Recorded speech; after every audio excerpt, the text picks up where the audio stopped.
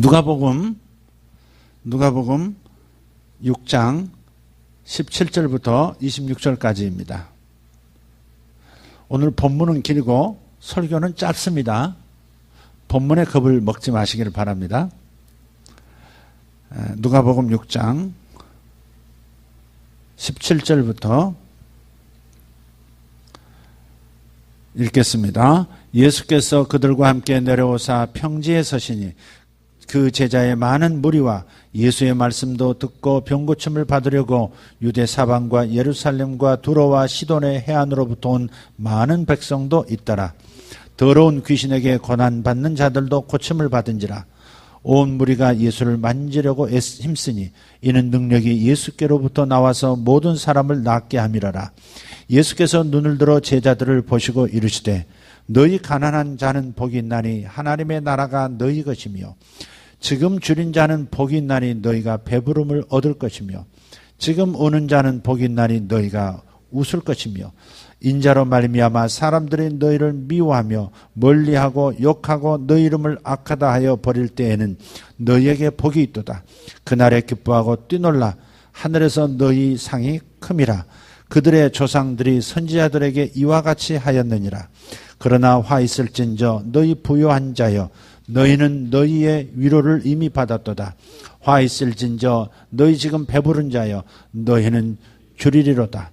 화 있을진저 너희 지금 웃는 자여 너희가 애통하며 울리로다. 모든 사람이 너희를 칭찬하면 화가 있도다. 그들의 조상들이 거짓 선지자들에게 이와 같이 하였느니라. 아멘. 자, 오늘 이 말씀은 이렇게 한번 먼저 그림을 한번 그려보시죠. 마태복음에 산상수훈이라는 이 장르가 저 챕터가 있잖아요. 마태복음 5장부터 쭉 시작해서 산상수훈이라고 하죠. 왜 산상수훈이라고 하죠? 산에서 가르치신, 산에서 선포하신 말씀, 교훈이란 뜻이죠. 자, 그런데 이 본문은 오늘 누가복음에 나타난 이 본문은 이렇게 말씀합니다. 예수께서 그들과 함께 내려오사 그랬어요. 평지에 서시니 그랬어요. 내려오사 평지에 서시니 그랬어요. 이것은 무슨 수훈이라고 이름 붙이면 좋을까요? 평지수훈. 마태복음의 산상수훈과 누가복음의 평지수훈이 같은 걸까요? 다른 걸까요? 그거 하면 제가 목사님 하게요. 그렇게 생각하시나요? 사실은 같다고 봐야 합니다. 내려오사 평지에 서시니 하는 그 평지라고 하는 것도 사실 산자락일 수 있습니다. 이렇게. 내용은 마태복음에 나오는 내용과 동일한 내용입니다. 근데 누가복음은 좀 흩어져 있고 마태복음은 5장부터 7장까지 이렇게 모아져 있습니다. 왜 그럴까요? 마태복음은 유대인들을 대상으로 유대인들을 염두에 두고 쓴 글이거든요. 마태는 주제별로 마태복음을 썼어요. 주제별로.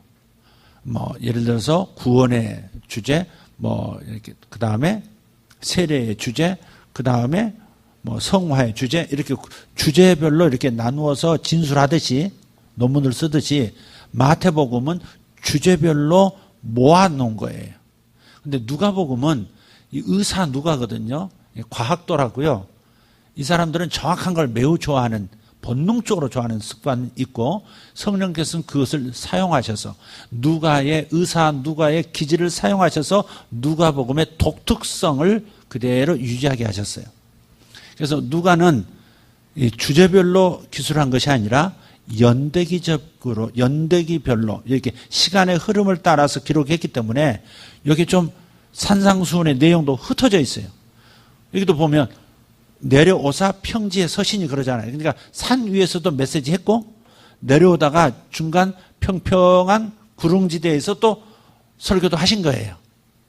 그러니까 윗부분 아랫부분 장소에 따라서 연대기적으로 써여 있기 때문에 좀 흩어져 있는 감이 있다 하는 겁니다. 그러니까 누가복음을 이렇게 똑같은 동일한 부분인데도 일관성이 있어 보이지 않고 이렇게 좀 약간 뒤섞인 듯한 느낌을 좀 받을 거예요.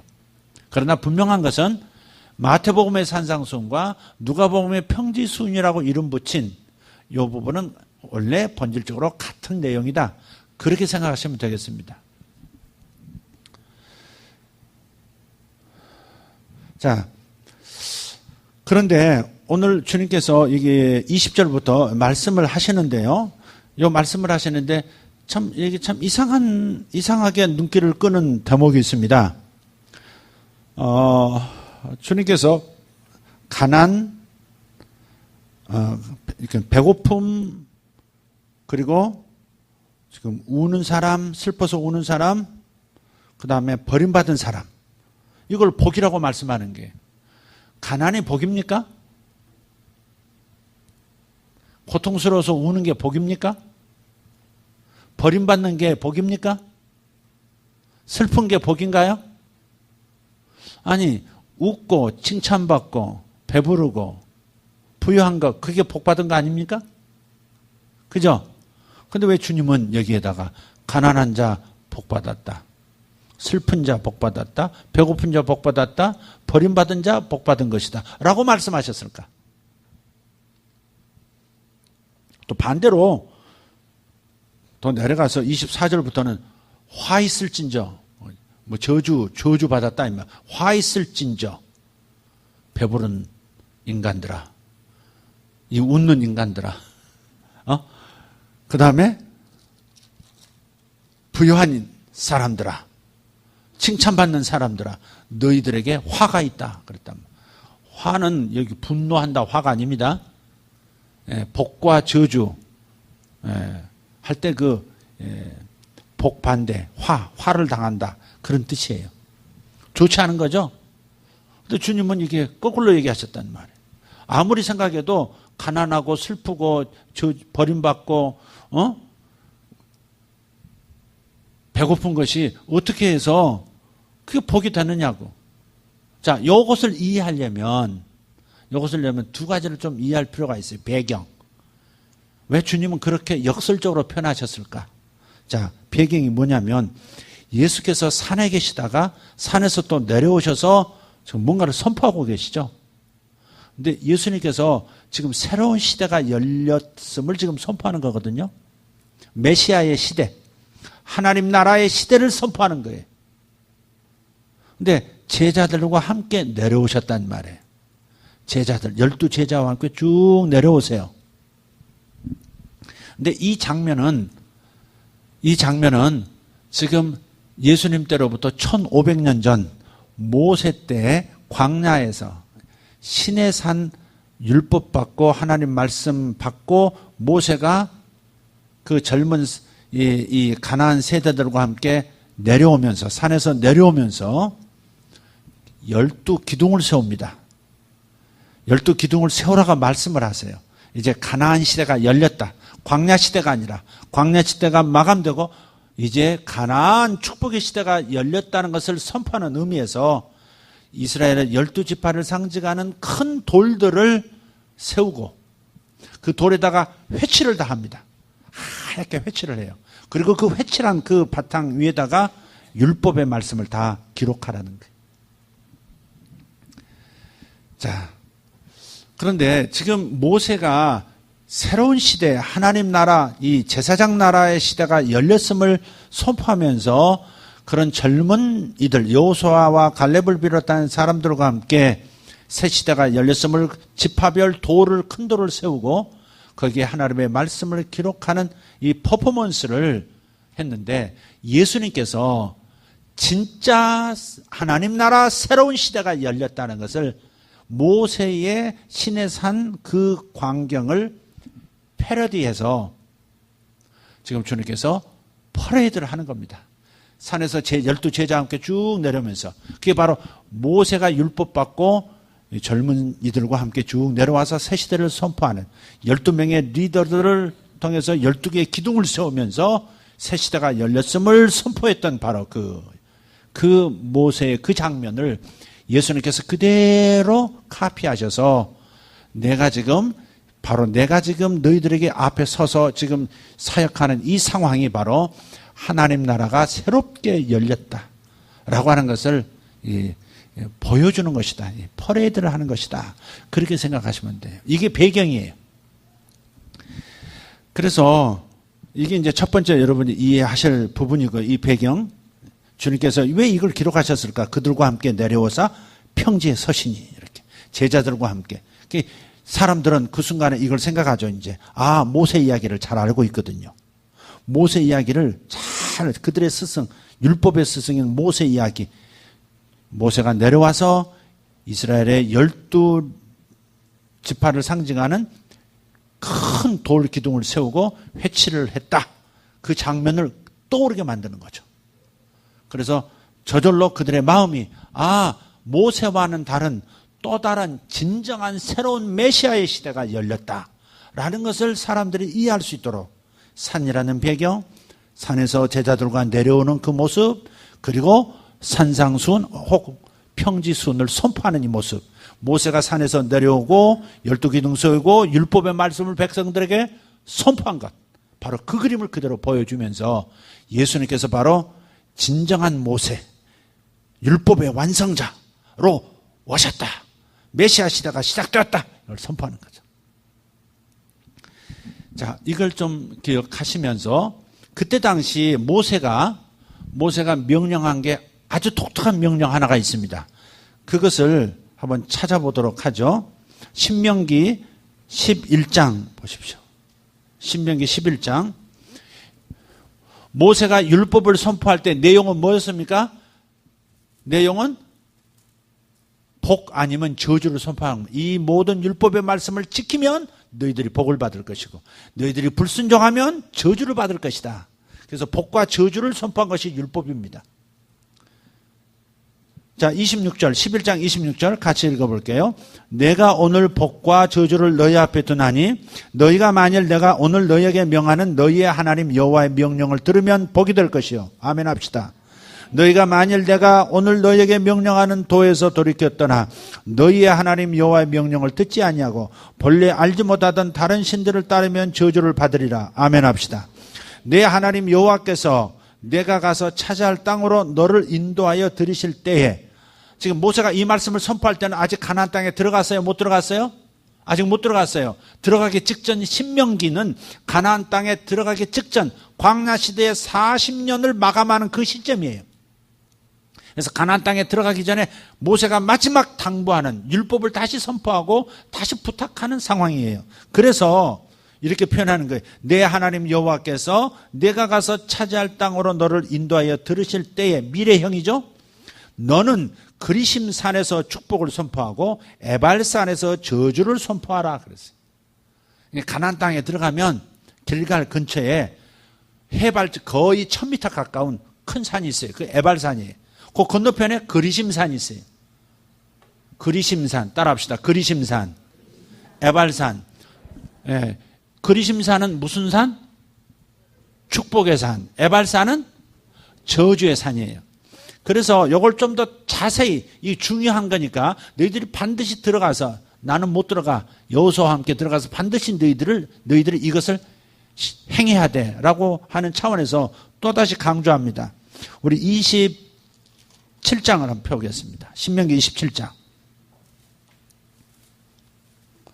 여러분, 이 시내산의 이 장면, 이 신명기 이 장면과 그리고 지금 누가복음의 6장의 이 장면을 좀 겹쳐서 자꾸 의식하면서 이 말씀을 살피면 좋겠어요. 결론은 이 장 내려드릴게요. 자, 27장 1절을 한번 읽겠습니다. 시작. 모세와 이스라엘 장로들이 백성에게 명령하여 이르되 내가 오늘 너희에게 명령하는 이 명령을 너희는 다 지킬지니라. 너희가 요단을 건너 내 하나님 여호와께서 내게 주시는 땅에 들어가는 날에 큰 돌들을 세우고 석회를 바르라. 큰 돌들은 바로 12지파, 적어도 12개를 말합니다. 자, 3절. 요단을 건넌 후에 이 율법의 모든 말씀을 그 위에 기록하라. 그 위는 뭐예요? 석회를 바른 큰 돌에 기록하라는 겁니다. 그리하면 시작. 그리하면 내 하나님 여호와께서 내게 주시는 땅 곧 젖과 꿀이 흐르는 땅에 내가 들어가기를 내 조상들의 하나님 여호와께서 내게 말씀하신 대로 하리라. 너희가 요단을 건너거든 내가 오늘 너희에게 명령하는 이 돌들을 에발산에 세우고, 어디에 세워요? 에발산에 세우래요. 그리심산에 절반 세우고 에발산에 절반이에요? 아니에요. 그리심산에 다 세우는 겁니다. 세우고 그 위에 석회를 바를 것이며 5절 또 거기서 내 하나님 여호와를 위하여 제단 곧 돌단을 쌓되 그것에 쇠 연장을 대지 말지니라. 너는 다듬지 않은 돌로 내 하나님 여호와의 제단을 쌓고 그 위에서 내 하나님 여호와께 번제를 드릴 것이며 또 화목제를 드리고 거기에서 먹으며 내 하나님 여호와 앞에서 즐거워하라. 너는 이 율법의 모든 말씀과 그 돌들 위에 분명하고 정확하게 기록할지니라. 아멘.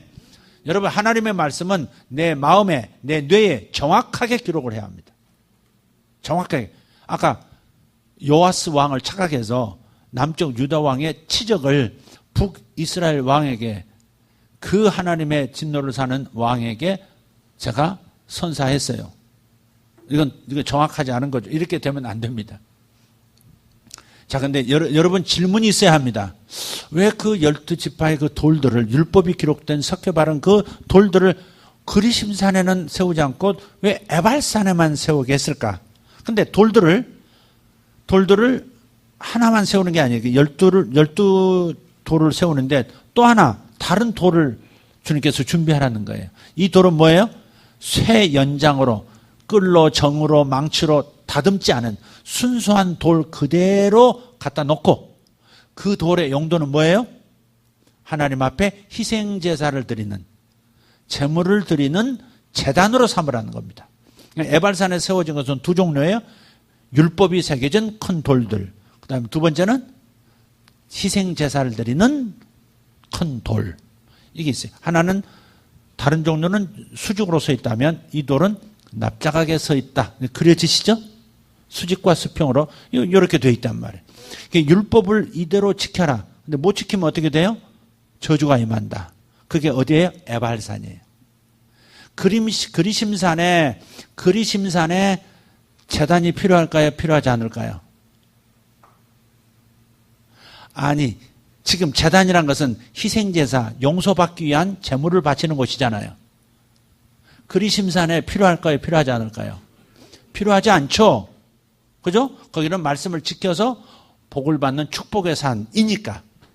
말씀을 지키는 축복의 산이기 때문에 거기다 세우지 않습니다. 율법을 분명하게 세운 것도 에발산이고, 율법을 지키지 못했을 때 용서받는 제단도 에발산에 있는 겁니다. 이게 하나님의 사랑이라는 겁니다. 율법의 모든 말씀을 지키는 것이 정상적인 죄 없는 인간이라면 다 해낼 수 있는 일이고 해야만 하는 일들입니다. 그러나 아담 이후로 모든 사람들이 죄의 독성이 깊숙하게 뇌 골수까지, 세포 구석구석까지 퍼져 있기 때문에 하나님은 말씀을 주시면서, 율법을 주시면서도 다 지키지 못한다는 것을 이미 알고 계십니다. 제가 여러분에게 이렇게 설교를 해도 다 듣고 있다, 그렇게 믿지 않습니다. 생각이 딴 데 가 있는 사람들도 있을 수 있습니다. 지금 의자 밑으로는 스마트폰이 열심히 돌아가고 있을 수도 있습니다. 그리고 딴 생각으로 이미 가 있을 수 있습니다. 자, 아침에는 좀 즐겁게 제가 설교를 했으니까 즐거우셨어요? 근데 신나는 내용인데 그거? 그리심산의 말씀을 한 거예요. 자, 오늘 오후는 에발산 쪽을 조금 더듬어 봐야 되지 않겠어요? 자, 오늘 좀 심각한 얘기를 지금 오후에 하고 있는 겁니다. 근데 율법을 다 지킬 수 없다는 걸 하나님이 다 아세요. 그러면 다 망하게 생겼잖아. 다 저주받아야 되잖아. 저주가 심하면 죽기도 하죠. 대가 끊기죠. 이스라엘은 멸망합니다. 그래서 주님께서 그래도 못 지키는 이놈들을 위해서 배려하신 게 뭐예요? 희생제사를 통해서 용서받을 수 있는 길을 열어주신 것이죠. 그래서 저주받을 그 장소, 저주의 선포가 있는 에발산에다가 희생제사를 드리는 제단을 만들려고 한 겁니다. 너희들 다 이거 내가 말해봤자 다 못 지켜. 지켜야 돼. 그러나 못 지킬 건 내가 뻔히 알아. 그러면 너희들이 멸망당하니까 어떻게 하면 좋을까? 중간중간 용서하는 희생 제사를 드릴 수 있는 제단 마련해야지. 그래서 주님께서 살 길을 열어주신 거예요, 지금. 살 길을 열어주신 거예요. 그래 놓고, 근데 그 돌은, 희생제물을 드리는 그 돌단은 절대 쇠 연장, 인간이 만든 쇠 연장으로 다듬지 말라는 겁니다. 이건 뭘 의미하는 거예요?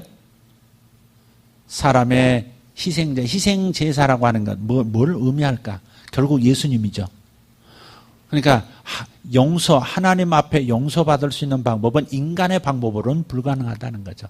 오직 하나님만이 하실 수 있고 하나님의 방법으로만이 인간의 죄는 용서된다는 거죠. 네. 그래서 오직 예수 그리스도만이 제단 되시면서 제물도 되시는 오직 예수 그리스도만이 진정한 우리의 죄를 사해서 죄 없는 사람처럼 복받게 만들어주시는, 다시 살아나갈 수 있도록 만들어주시는 유일한 하나님의 통로다라는 것을 보여주는 겁니다. 아멘. 그래서 예수 한 분이면 된다고 하는 것도 그래서 그렇습니다. 죄인들도 예수 한 분이면 되는 겁니다. 얼마나 우리 인간들이 못됐는지, 지 잘못한 건 하나도 생각 안 하고 지 잘한 것만 생각하고 그러잖아요, 우리가. 네. 어떤 자매님 오늘 그러시더라고. 하나님 나한테 그러시면 섭섭합니다. 그러시더라고요. 섭섭합니다. 하나님께 저는 하나님이 원하시는 걸 다 했거든요. 근데 더 요구하시면 하나님 그건 예의 아니시죠? 이렇게 얘기하더라고. 아주 독특한, 아주 신선한 표현이었어요. 순간적으로 이게 무슨 말이지? 빵 충격이 올 만큼 아주 신선한, 그러나 당돌한, 그것도 하나님을. 근데 그 심정을 이해할 수 있죠. 내가 충성과 수고와 다 했는데 삶이 이게 뭐냐? 왜 응답이 내게는 복이 안 나타나냐? 이럴 때는 실망할 수 있죠. 열심히 한 사람들이 실망하잖아요. 기도 열심히 한 사람이 응답 없을 때 실망하잖아요. 하나님 앞에 충성 봉사했는데 복음 고사하고 어려움이 집에 생기면 거기서 실망하죠. 충분히 이해될 수 있는 말입니다. 그러나 인간됨의 근본을 우리는 표면으로만 볼 수 없습니다. 우리는 뿌리 깊게 근본까지 오염되어 있는, 썩어 있는 존재입니다. 전적 타락이라고 칼빈 선생님이 얘기했죠. 그래서 우리는 하나님의 말씀을 있는 그대로 다 지킬 수가 없습니다. 흉내내고 말 때가 너무 많습니다. 저는 예배 잘 드렸습니다. 얼마나 예배 들었을까? 하나님께 많은 물질 드렸습니다. 얼마나 들었을까? 진짜 얼마나 들었을까? 궁금해져요? 한 번도 11조 내면서 손이 떨리지 않았을까? 11조도 드리면서 그날따라 또 절기연금 드릴 때 부담스러워서 조금 짜증은 아니지만 뭔가 이렇게 좀 이렇게 뭔가 기분이 좀 끌적지근한 그런 한 번도 없었을까? 그런 사람들은 회개해야 되겠죠? 근데 우리는 그렇다면 드렸으면 얼마나 드렸으며 충성했으면 얼마나 충성했어요. 목숨까지 내놨느냐? 예수님은 나를 위해서 목숨까지 내놓으셨는데 나는 주님을 위해서 목숨 내놨느냐? 네. 한번 생각해 볼 필요가 있는 거죠. 생각해야죠, 그건. 네. 하나님께 실망한 사람들은 인간의 본질, 근본, 나를 진짜 들여다 봐야 됩니다. 얼마나 내가 심각한 존재인지, 인간 보는 것보다도 얼마나 더 심각한 존재인지를 성령의 조명 아래서 볼 수 있어야 주여 하나님이 옳습니다 라고 나오죠. 주님 제가 죄인입니다. 저는 할 말 없습니다. 욥도 나중에 욥처럼 의인이 어디 있습니까? 욥처럼 선하게 산 사람이 어디 있으며 욥처럼 완벽하게 산 사람이 어디 있습니까? 부자면서도 모든 사람을 돌보고 먹이고 입히는 진짜 부자, 참된 부자였습니다. 자식들이 생일 때 입으로라도 범죄했을까 봐 생일 잔치가 끝나면 전부 자식 머릿수대로 제물을 바쳐서 용서의 제사를 하나님 앞에 드렸던 인물이 욥입니다. 그래서 할 말이 있는 거죠. 하나님, 내가 왜 이런 고초를 겪어야 합니까? 왜 이렇게 내 인생이 이렇게 끝장난 것처럼 망해야 합니까? 왜 내 아내는 나를 떠난 것입니까? 왜 내 자식들이 죽어야 합니까? 왜 내 사업이 망해야 합니까? 할 말 많죠. 하나님 앞에 드린 것이 이런데 많죠. 그러나 욥기 마지막에 가서 보면 주여 제가 할 말이 없나이다. 할 말이 없나이다. 제가 실상을 알고 보니까 주님 앞에서 제가 할 말이 없습니다. 제 입을 닫습니다. 그렇게 얘기하잖아요. 그것이 인간의 존재, 인간 존재의 깊은 타락을 들여다본 사람만 할 수 있는 고백입니다. 그 고백을 경험한 고백 이후에 욥은 더블로 복을 받습니다. 아내만 더블이 아니지 모든 것이 더블로 복을 받습니다. 욥기 1장에 나오는 그 무수한 이 복이 42장에 가서 완벽하게 더블로 받는 거예요. 이게 하나님입니다. 그러나 그런 축복을 받기 전에는 자기 존재의 근본적인 악을 깨달았고 그걸 하나님 앞에 회개할 수 있어야 합니다. 하나님 실망했습니다. 이건 아직은 자신을 들여다보지 못한 것이죠. 이것은 한 자매만의 얘기가 아니라 저를 비롯해서 우리 모두의 이야기이기 때문에 그렇습니다. 예수님을 진짜 살아계신 예수님으로 믿을 수 있고 그분을 사랑하게 되어지고 그분의 용서가 정말 감격스럽고 매일매일 눈물이 될 수 있는 것은 나를 들여다본 사람만 나의 정체성을 있는 그대로 까발려 볼 수 있는 축복을 받은 사람이나 그렇게 감격해 할 수 있습니다. 자, 어쨌든 에발산에 저주의 산에서 제단이 필요했던 거죠. 이게 뭐예요? 하나님의 사랑이라. 복음 받은 것은 다행이다. 감사하다. 나도 기쁘다. 그러나 너희들이 행하지 못하고 지킬 것을 지키지 않아서 저주받게 된 이 상황은 어떻게 하면 좋으냐? 할 수 없지. 희생제물 대신해서 죽어줄 희생제물 필요하지. 그래서 제단 만드신 것이고 그것은 훗날에 예수님께서 이 땅에 오셔서 죄 없는 그분이 대신 희생제물 되어서 십자가에 올라가셔서 당신의 죄 없는 피를 다 쏟으신 것이죠. 이해가 되시죠? 자, 예수님은 죽으시러 이 땅에 오셨어요. 그래서 산상수훈, 지금 누가복음 6장으로 다시 돌아가서 산상수훈에서 평지수훈에서 예수님께서 지금 말씀하고 계세요. 예수님께서 누구세요? 신명기 11장과 27장 표현을 하면 예수님이 지금 누구신 거죠? 희생제단이면서 희생제물이시죠. 그래서 여기 누구에게 말씀하시는 겁니까? 주님께서. 지금 잘 따라오고 계세요? 잘 따라오고 계세요? 예수님께서 제자들에게 지금 말씀하시는 거예요. 20절 보세요. 예수께서 눈을 들어 제자들을 보시고 그랬어요. 예수님과 관계된 사람에게 얘기하는 거예요. 무리에게, 군중에게 얘기하시는 것이 아니라 예수님께서 예수님의 말씀을 듣고 함께하며 따라가고 있는 제자들에게 말씀하시는 거예요. 그래서 제자에게 가난은 복이라는 겁니다. 제자들에게 복이라는 겁니다. 왜? 예수님께서 희생제물 되어주셔서 가난의 저주가 올 수밖에 없는 상황을 이제 부유하게 만들어주는 그런 계기가 되었으니까. 주님께서 지금 이 평지수훈 할 때는 어디 서신 것과 마찬가지예요? 에발산에 서 있는 것과 마찬가지. 어떤 일 때문에 너희들이 가난한지 모르겠다. 게을러서 가난해졌니? 여러분, 게을러서 가난한 사람이 있습니다. 그죠? 조금만 노력하면 돈이 모아질 텐데 그냥 가난하게 살 구석만 찾아다니는 사람이 있어요. 네. 정말 가난할 수밖에 없게 선택하고 행동하고 게으르고 네. 정말 무모한 그런 사람들도 있어요. 어쨌든 가난하다 할지라도 가난의 저주를 너희들이 경험하고 있다 할지라도 그 저주를 내가 십자가에서 질 거니까 그러니 가난한 자는 복이 있다 말하는 거예요. 이해가 되십니까? 네가 지금 에발산의 저주를 경험하고 있니? 내가 희생제단으로 희생제물로 너희 가운데 제자인 너희들 가운데 서 있으니까 이제부터 너희들의 저주는 내가 지고 간다.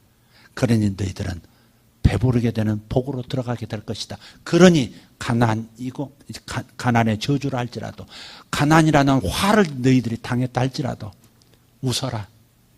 기뻐해라. 내가 그 저주를 내가 감당하러 왔다. 내가 에발산의 돌이다. 에발산의 희생제물이다. 그러니 너희는 복받은 것이다. 너희들의 저주가 사라질 것이니까. 와우! 할렐루야! 그런 거죠, 지금. 너희 배고픈 자들아, 어쩌다가 배고픈 사람이 됐니? 어쩌다가 자식을 굶기는 사람이 됐니? 어쩌다가 자식을 학교를 못 보내는 사람이 됐니? 이 저주가 어디서 온 것이냐? 이 화를 너희가 어찌해서 당했느냐? 나는 묻고 싶지 않다. 너희들이 뭘 잘못했는지, 무엇을 노력 안 했는지, 어디서 실수했는지, 어디서 이런 실패를 가져오는 잘못된 선택을 했는지 묻고 싶지 않다. 내가 지금 너희를 위해서 그 바로 너희들이 실수한 죄의 그 저주의 근원을 내가 끌어안고 갈 테니까 너희들은 배부름의 복을 받아라. 이 복받은 것들아. 이 복받은 것들아. 저는 그렇게 말씀하시는 거예요. 네. 이렇게 화 있을진저 배부른 자들아 뭐 그런 뒤에 네 가지 종류도 반대로 얘기하죠. 화 있을진저 그러죠. 화 있을진저 뭐 감탄사입니다. 헬라어로 감탄사예요. 오멘 그런 거예요. 웃어? 오멘. 오 마이 갓 뭐 그런 거예요 지금 이게. 네. 배불러? 오멘 그런 거예요. 이거 어찌 하면 좋아 이거 뭐 이런 거예요. 그러니까 하나님 없이 축복받았다고 착각하고 있는 거죠. 예수님 없이 내가 완벽하게 행복하다고 착각하고 사는 사람들 오멘 하시는 거죠. 그러나 가난하고 배고프고 부요하는 거리가 멀고 지금 당장 먹을 때거리가 없을 수준만큼 재정 상태가 어려워도 그리고 다른 사람에게 배척당하고 버림받고 홀로 남겨졌다 할지라도 홀로 남겨진 인생, 홀로 살아가야 할 인생, 홀로 자식들과 함께 결정해야 할 과부 같은 인생, 호라비 같은 인생, 버려진 인생이라 할지라도 그렇게 느껴진다 할지라도 와 니들 복받았다. 그 저주를 내가 지금 가지고 간다. 여러분 이것을 받아들이세요. 예수님이 2000년 전에 십자가에서 죽으신 그 사건을 그 사건으로 놔두면 안 됩니다. 가져오셔야 합니다. 여러분 저주의 상 에발산으로 가져오셔야 합니다. 아멘.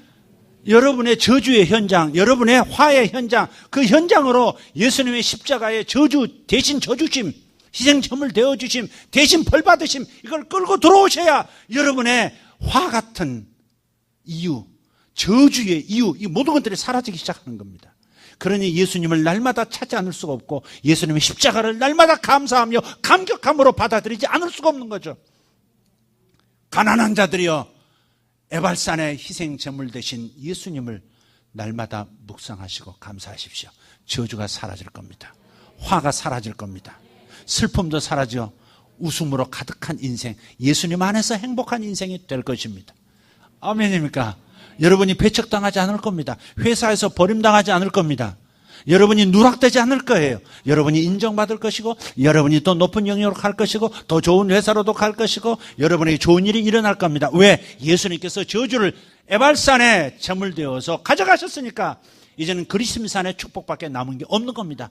에발산 저주의 산에 희생 제물의 제단이 있고 그 제단에서 끊임없이 우리가 십자가의 그 은혜를 감사로서 받아들이고 영광을 돌린다면 에발산이 아니라 저주의 산이 저주의 산으로 끝나는 것이 아니라 그리심산과 똑같은 수준의 복의 산이 되는 겁니다. 오히려 고난을 겪으면서 복을 받았던 저주를 통과했고 화를 통과했던 에발산이야말로 진정한 축복일 수 있습니다. 이런 걸 경험하지 않고 우리는 그리심산의 복만을 받고 있다면 우리는 거기에서 우리는 다시 추락할 가능성이 매우 많기 때문에 이해가 되시죠? 그래서 이 복받은 것들, 이 복받은 장로 그러는 거죠. 마음고생 한 주간 하신 어떻게 자식들에게 집을 어떻게 하면 마련해 줄까? 부채가 문제로다. 고민도 하셨던 가정사를 막 이렇게 얘기해도 되나 몰라. 목사가 마이크 잡았다고. 네. 그런데 주님 말씀하시죠. 내가 가난의 저주, 가난하신 분이 아니지만 풍성하지 못한 것에 그 결핍된 부분의 저주를 내가 지고 간다. 에발산의 돌단으로, 에발산의 희생제물로 십자가에 너의 저주를 가져간 존재로 나를 받아들여라. 그리고 감사하고 기뻐하거라. 믿어라. 너 이제부터 또 다른 축복이 나타날 것이다. 너도 복을 받을 뿐 아니라 내 자녀에 대해서는 갑절의 복을 받게 될 것이다. 그래서 기도는 우리가 달라져야 합니다. 주님, 내 자식이 나보다 못 살게 되지 않도록 도와주시옵소서가 아니라 더 큰 기도를 해야 되는 거죠. 뭘로? 그리심산과 에발산의 희생제단을 플러스해서 주님, 나보다 2배 더 축복을 받는 자식이 되게 해주십시오. 할렐루야. 그렇게 기도하는 거죠. 아멘입니까?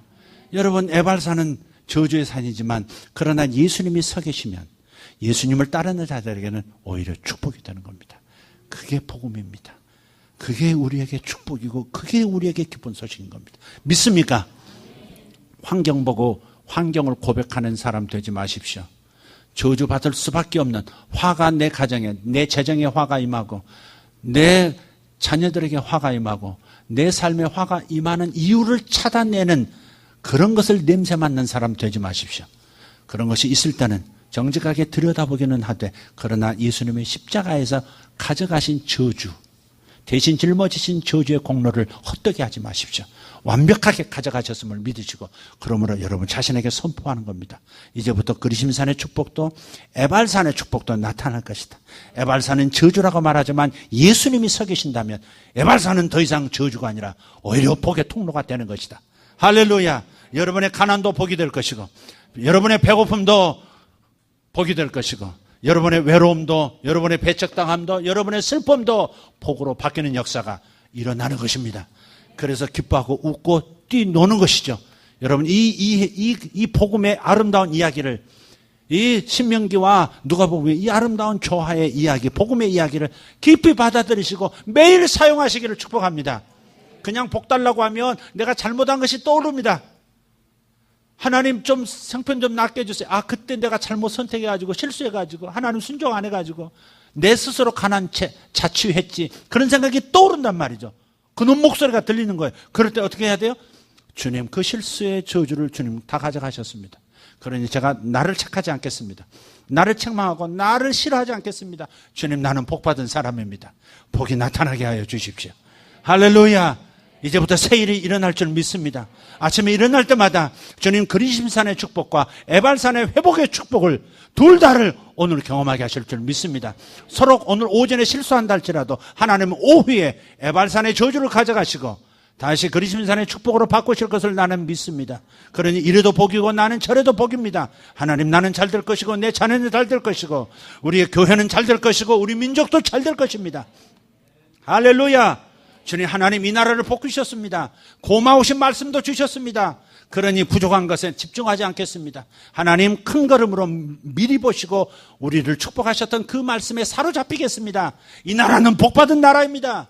이 나라는 변할 것입니다. 이 수준에 머무르지 않을 것입니다. 하나님께서 훨씬 뛰어난 민족과 나라가 되도록 하실 것입니다. 세계를 견인할, 세계 이 세상 열방 모든 국가들을 하나님의 뜻대로 견인해 나갈 아주 소중한 제사장 나라와 같은 그런 나라가 될 것을 믿습니다. 이렇게 고백함으로써 우리 속에 있는 독도를 빼내야 하는 것입니다.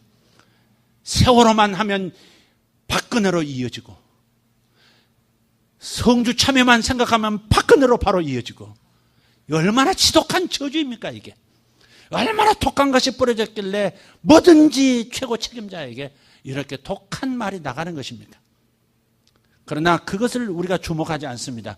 하나님은 성주 우리 지역의 분들을 위로하시고 좋은 생각을 갖도록 만드시고 더 복이 오도록 만들어 주실 것입니다. 할렐루야. 아멘입니까? 이 민족에게 하나님 그렇게 만드실 거예요. 북쪽에 에발산 같고 저주만 있는 것 같지만 그쪽에 주님의 십자가만 서면 주님의 임재가 있기 때문에 우리는 주님 임재를 바라보고 북한 에발산의 저주가 주님 십자가로 다 갔으니 북한에 새로운 일이 일어날 줄 믿습니다. 우리는 그렇게 고백함으로써 미래를 소망스럽게 바라보는 것이죠. 좋은 쪽으로만 생각하자가 아니라 그게 영적인 현실이고 그게 우리 삶 속에 장차 우리 민족의 역사 속에 일어날 일이니까 여러분 기뻐하고 뛰노는 것입니다. 할렐루야. 아멘입니까? 여기 외로운 분 손 들어봐요. 마음으로만 손 드세요. 버림받은 분 손 들어보세요. 복받았도다. 아멘이 없네. 복받았도다. 외롭지 않을 것이기 때문에 주님이 저주를 가져가시면 여러분은 달라질 것이기 때문에 여러분이 가난하시고 지금 재정에 쪼들리고 계십니까? 복받았도다. 주님이 그걸 가져가시고 부유한 걸로 갚으실 것이기 때문에 배고프십니까?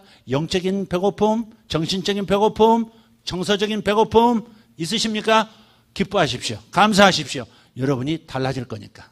이것이 오늘 에발산에서 선포하시는 예수 그리스도의 목소리입니다. 기도하겠습니다. 다 같이 일어나십시다. 어느 쪽이 에발산으로 할까요?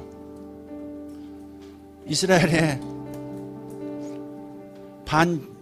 지파의 반은 그리심산에 서고 절반은 에발산에 섰었습니다. 어느 쪽이 에발산 하시겠습니까? 이쪽이 에발산. 좋습니다. 우리는 상관이 없는 것입니다. 예수님 때문에. 가난, 저주, 아무것도 상관없습니다. 질병 상관없습니다. 주님이 바꾸실 것이기 때문에.